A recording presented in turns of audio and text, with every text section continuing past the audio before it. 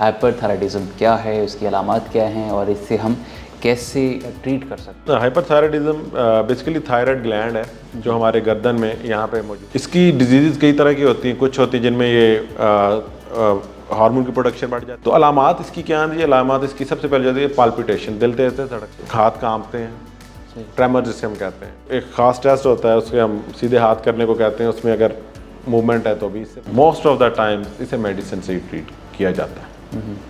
Cause find کی جاتی ہے اگر تو گلینڈ اکیلا ہائپر. السلام علیکم ناظرین، کیو ایس ہیلتھ میں آپ کو خوش آمدید. امید کرتے ہیں آپ سب خیریت سے ہوں گے. میں ڈاکٹر رماڈا ایک بار پھر سے ہم نے مدعو کیا ہے ڈاکٹر محمد علی رضا جو کہ کنسلٹنٹ ENT سرجن ہیں، اور آج ہم بات کر لیتے ہیں کہ ہائپر تھائرائڈزم کیا ہے، اس کی علامات کیا ہیں اور اس سے ہم کیسے ٹریٹ کر سکتے ہیں. تو آئیے ویلکم کرتے ہیں ڈاکٹر صاحب. بہت شکریہ فار دا ٹائم. اور ہائپر تھائرائڈزم پہ آج ہم بات کرنا چاہ رہے ہیں. یہ کامن آج کل بہت زیادہ پایا جا رہا ہے، کیا وجہ سمجھتے ہیں اس کے پیچھے آپ؟ اچھا، اس کے لیے hyper thyroidism basically thyroid gland ہے جو ہمارے گردن میں یہاں پہ موجود ہوتا ہے، نیک میں بالکل سامنے. ایڈمز ایپل یہ ریجن ہے اس کے ساتھ ہی موجود ہوتا ہے نیچے. اچھا، جسم میں بے انتہا گلینڈز ہیں، غدود ہیں، اور ان کا اپنا کام ہے، ایک پورا انڈوکرائن سسٹم ہے. اچھا، یہ گلینڈز کا کام یہ ہوتا ہے کہ سبسٹانس کو پروڈیوس کرتے ہیں، کیمیکل سبسٹانس کو، اور اس کو بلڈ کے اندر بھیج دیتے ہیں. اور وہ بلڈ کے اندر جا کے پھر اپنی میٹابلائٹیز میں اور اپنے اس میں چینج ہوتا ہے اور پھر اپنا کام کرتا ہے جو اس کا کام ہے. ٹھیک ہے، آج چونکہ تھائرائڈ کی بات کرنا چاہ رہے ہیں تو ہم تھائرائڈ کی پہلے بات کرتے ہیں. تھائرائڈ جو پروڈیوس کرتا ہے وہ تھائراکسن ہے. تھائراکسن ہارمون ہے جو کہ آپ سمجھ لیں آپ کے میٹابولزم کو اور آپ کی دل کی دھڑکن کو بھی ایون کہ اس کو ایک خاص رینج میں رکھنے کا جو کام کرتا ہے. اور بے انتہا باڈی کے اندر جو میکانزم ہو رہے ہیں، توڑ پھوڑ ہو رہی ہے، نئے سیلز، اور ان کو وہ گروتھ کو ایون کہ یہ افیکٹ کرتا ہے. اس کی علامات کیا سمجھتے ہیں؟ اچھا، اس کی ڈیزیز کئی طرح کی ہوتی ہیں. کچھ ہوتی ہیں جن میں یہ ہارمون کی پروڈکشن بڑھ جاتی ہے، کچھ میں کم ہو جاتی ہے. آج کا جو آپ نے ٹاپک رکھا ہے وہ ہائپر تھائرائڈزم ہے. تو اس میں اس گلینڈ کی جو ہے پروڈکشن بڑھ جاتی ہے، مطلب کہ اس کی ہارمون کی پروڈکشن بڑھ جاتی ہے. تو علامات اس کی کیا ہیں؟ علامات اس کی سب سے پہلے جاتی ہے پالپیٹیشن، دل تیز تیز دھڑکتا ہے، ہاتھ کانپتے ہیں، ٹریمر جسے ہم کہتے ہیں. ٹھیک ہے نا، اور ہاتھ پاؤں پہ پسینہ آتا ہے. ٹھیک ہے، گرمی کی شدت زیادہ محسوس ہوتی ہے ہائپر تھائرائڈزم کی. مینلی یہی علامات. پھر ڈائریا بھی سم ٹائم، بلڈ پریشر بھی ہائی ہو جاتا ہے. بلڈ پریشر بھی ظاہر دل کی دھڑکن کے ساتھ لنکڈ ہے، ہو بھی سکتا ہے اور نہیں بھی ہو سکتا ہے. دل کی دھڑکن پالپیٹیشن آتی ہے اس میں زیادہ، اس طرح کا. اور اس میں اگر ہم بات کریں کیا سمجھتے ہیں خواتین میں زیادہ ہے یا مردوں میں؟ کیونکہ خواتین زیادہ کمپلین کر کے آتی ہیں کہ جی ہائپر خواتین میں ریشو زیادہ ہے، مردوں میں بھی ہائپر تھائرائڈزم ہے. اس میں ایسا نہیں ہے کہ نہیں ہے، دونوں میں ہے. ٹھیک ہے. تو کام یہ ہوتا ہے کہ جو فزیشین ہے آپ کا، جو ڈاکٹر ہے، وہ آپ کے پاس جب پیشنٹ آ جاتا ہے وہ جنرلی ایک آدھی علامات ہی بتا رہا ہوتا ہے. ڈاکٹر ہاتھ پاؤں میں بڑا پسینہ آتا ہے، اتنی کی بات کرتا ہے. پھر باقی ڈاکٹر کا کام ہے اسے کرے دینا. ہاں بھی دل بھی تیز دھڑکتا ہے، بے چینی بھی ہوتی ہے، نیند کم آتی ہے. تو وہ دیکھتے ہیں ہم کہ اس میں کیا کیا آ رہا ہے. پھر اس کی ایگزامینیشن میں اس کی پلس دیکھی جاتی ہے. نارمل پلس 70 جو ہے پر منٹ تک ہونی چاہیے، 75 تک ہونی چاہیے. اگر ایک بندے کی 110 تک ہے تو بھی سسپیشن رائز ہو جاتا ہے. ٹھیک ہے، صحیح ہے.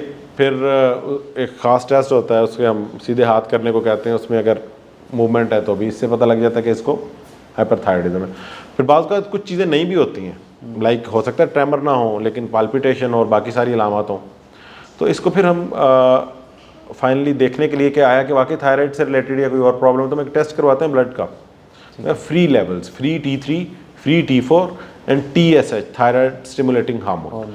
اچھا، یہ 3 ایسے ٹیسٹ ہیں کہ جو ہمیں تھائرائڈ النس ہے یا نہیں. ایسی تھائرائڈ النس جو ہارمون کی فلکچویشن سے ہے، اس کے بارے میں بتاتے ہیں. کچھ تھائرائڈ کی النس ایسی ہوتی ہے جو ہارمون کی فلکچویشن نہیں کرتے ہیں، صرف گلٹی ہوتی ہے یا کہ اس کے اندر رسولی ہوتی ہے یا کہ گلینڈ پھولا ہوتا ہے، لیکن ہارمون نارمل پروڈیوس کر رہا ہوتا ہے. اس میں ہارمون کی چینج نہیں آئے گی. اس کے لیے پھر علیحدہ سے ہم نے تھائرائڈ اسکین ہے، الٹرا ساؤنڈ ہے، اور طرح کی موڈیلٹیز ہے. تو ابھی چونکہ ہائپر تھائرائڈزم کو ہم دیکھ رہے ہیں تو اس میں پھر یہ علامات ہوتے ہیں. اچھا، یہ جینیٹیکلی ایسوسیٹ ہوتا ہے یا نارملی کسی بھی انسان کو؟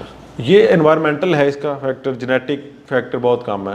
اور ہوتا بھی کیونکہ ہائپر تھائرائڈزم کے اپنے امبریلا کے اندر کم سے کم 15 سے 20 قسم کی ڈائگنوسز آتی ہیں. اچھا. ہاں، اب یہ جو ہے اس کی پروڈکشن بڑھ سکتی ہے گلینڈ کے ہائپر ایکٹیو ہونے سے. اب ہائپر ایکٹیو ہونے کے پیچھے بھی 5 سے 7 डायग्नोसिस हो सकती हैं। इसकी प्रोडक्शन बढ़ सकती है कि ब्रेन से ही सिग्नल आ रहा है कि इसे ज़्यादा पैदा करो, राइट, क्योंकि ये ग्लैंड जो थायराइड है ये अपनी प्रोडक्शन पैदा कर रहा है, एक और ग्लैंड है ब्रेन में, उसके इन्फ्लुएंस पे, उसके कहने पे, जिसको हम हाइपोथैलेमस कहते हैं, वो TRH रिलीज कर रहा है, थायरोट्रोपिन रिलीजिंग हार्मोन। अच्छा, वो बताता है इस ग्लैंड को कि आपने कितनी प्रोडक्शन करनी है। अगर कोई प्रॉब्लम हायर लेवल पे, कोई खुदा न खासा उस रीजन में प्रॉब्लम है, तो भी इसकी प्रोडक्शन बढ़ जाएगी, राइट, मतलब फिर हाँ एसोसिएट है। फिर कुछ लोग जो हैं वो एक्सोजीनियसली कुछ ऐसे मेडिसिन ले रहे होते हैं, कोई ऐसी दवाई ले रहे होते हैं जिसकी वजह से इसकी प्रोडक्शन बढ़ जाती है, या ये जिस्म में अकुमुलेट होना शुरू हो जाता है, क्योंकि जो ग्लैंड प्रोड्यूस कर रहे हैं, जिसे हम थायरॉक्सिन कह रहे हैं, उसने जिस्म से निकलना भी है, एक्सक्रीशन नहीं हो रही, तब भी तो वही अलामत आएंगी। तो इसकी अगर हम जनरली थायराइड डिजीज़ की बात करें तो मोरली 40 और 50 टाइप्स ऑफ डिजीज़ होती हैं। हाइपरथायराइडिज्म की हम बात करें तो इस अम्ब्रेला के अंदर 15 से 20 किस्म की तकरीबन डिजीज़ ऐसी आती हैं जिनको हमने सेपरेट सेग्रीगेट करना होता है कि हम कहाँ पे खड़े हैं।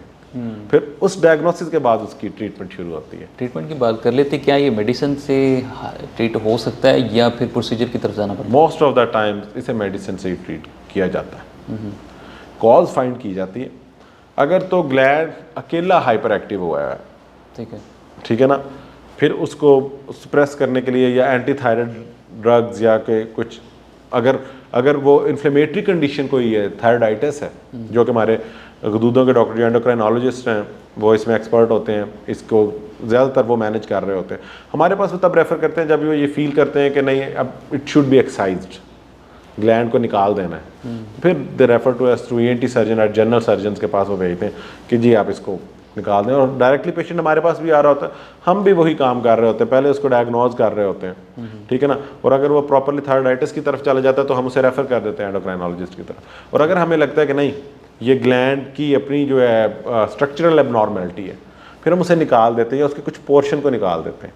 सही, आधा निकाल देते हैं, अगर आधा ख़राब है, पूरा है तो फिर अगर पूरा निकाल दें तो फिर उसे सारी उम्र के लिए हमें थायरॉक्सिन बाहर से देनी है, ठीक है ना। तो ये बड़े बारीक और बड़े जो डिसीजंस हैं वो जिसे हम कहते हैं कि क्रिटिकल हैं, ठीक है ना, तो उसमें टाइम लगता है। पेशेंट को जल्दी होती है, लेकिन पेशेंट की जो एक्चुअल डायग्नोसिस है चौथे पाँचवें विजिट पे जाके बनती है। फर्स्ट विजिट में तो उसे इन्वेस्टिगेशन के लिए एडवाइस किया जाता है, सेकंड विजिट में उसे मोर इन्वेस्टिगेशन के लिए उनकी बेस के ऊपर भेजा जाता है। फिर वहाँ पे डिसीजन आता है कि अब मैं टेक कर रहा हूँ इसको एज ENT सर्जन या एंडोक्राइनोलॉजिस्ट गदूदों का डॉक्टर टेक कर रहा है। अब जब मैं उसे अगर मैं टेकअप कर रहा हूँ तो फिर तो मैंने डिसीजन ले लिया कि ना मैंने इसको निकालना है, आधा निकालना है, पूरा निकालना है। फिर मैं उसके लिए CT करवा रहा हूँ या अपनी अरेंजमेंट्स कर रहा हूँ। अगर ये जा रहा है, मैं कहता हूँ नहीं कि ये मेडिसिन से ट्रीट हो सकता है, और मैं उसे एंडोक्राइनोलॉजिस्ट के पास भेजता हूँ, और फिर उसने अपनी जो है कुछ इम्यूनोहिस्टोकेमिस्ट्री करवानी है। सही, इम्यूनोहिस्टोकेमिस्ट्री नहीं, इसे हम कहेंगे इम्यूनोलॉजिकल टेस्ट करेंगे, वो करवाने हैं उसने, तो ताकि वो देखे कि वो उसे किस टाइप की उसने मेडिसिन देनी है, किस रीजन को उसने फोकस करना है, ठीक है ना। सिंपली हम उसको आते ही पेशेंट को अगर हाइपरथायराइडिज्म में तो एंटी थायराइड ड्रग्स दे देते हैं जो बड़ी इजीली अवेलेबल है, जैसे कार्बिमाजोल और ये पायरोथायोयूरासिल वगैरह, ये हम दे देते हैं, जिसे और साथ हार्ट रेट को डिक्रीज़ करने के लिए सिंपली हम दे देते हैं। लेकिन ये चीज़ तो क्वैक भी कर रहा है, जो बैठा हुआ है कहीं पे भी, जो डॉक्टर नहीं, वो भी कर रहा है।